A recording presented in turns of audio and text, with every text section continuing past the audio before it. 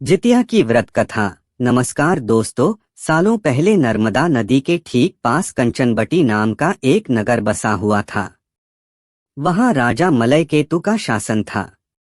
कंचनबटी नगर के पास में ही एक रेतीली बालोटा नामक जगह थी, जिसके पास में एक बड़ा सा पेड़ था। उस पेड़ में एक चील रहती थी और नीचे एक गीदड़। दोनों में गहरी दोस्ती थी। एक दिन दोनों ने सोचा कि सारी महिलाएं जितिया व्रत करती हैं, तो क्यों न हम भी कर लें।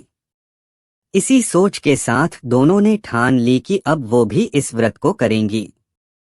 उन्होंने श्री जीउतवाहन भगवान को मन ही मन नमस्कार करते हुए कहा, हम आपकी पूजा और व्रत पूरी विधि के साथ करेंगे।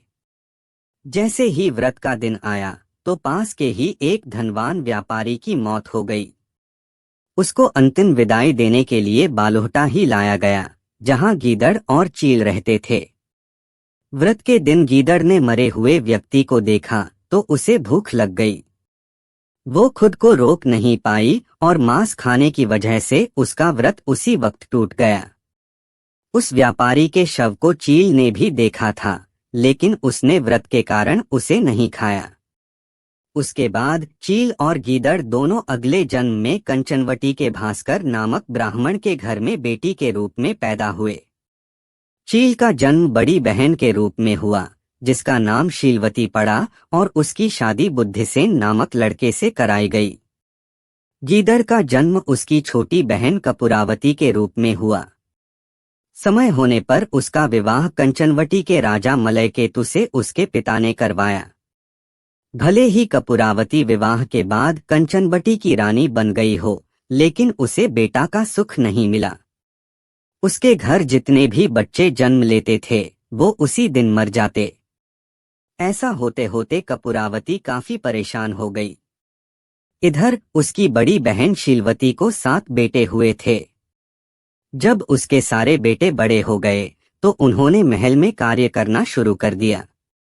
अपनी दीदी के बेटों को देखकर धीरे धीरे कपूरावती रानी के मन में जलन का भाव पैदा होने लगा।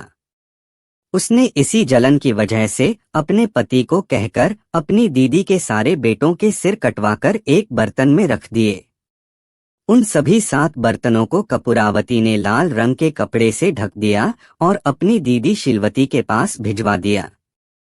भगवान जीउतवाहन भी ये सब देख रहे थे। उन्होंने रास्ते में ही सभी 7 भाइयों के सिर को धड़ से जोड़ा और अमृत पिलाकर जिंदा कर दिया। फिर सभी भाई अपने घर चले गए और उन बर्तन में भगवान की कृपा से फल भर गए।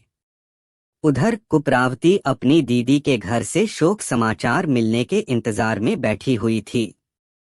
जब कोई संदेश नहीं आया तो वो खुद ही शीलवती के घर चली गई। वहां जैसे ही उसने अपनी दीदी के सारे बेटों को जिंदा देखा तो वो हैरान हो गई।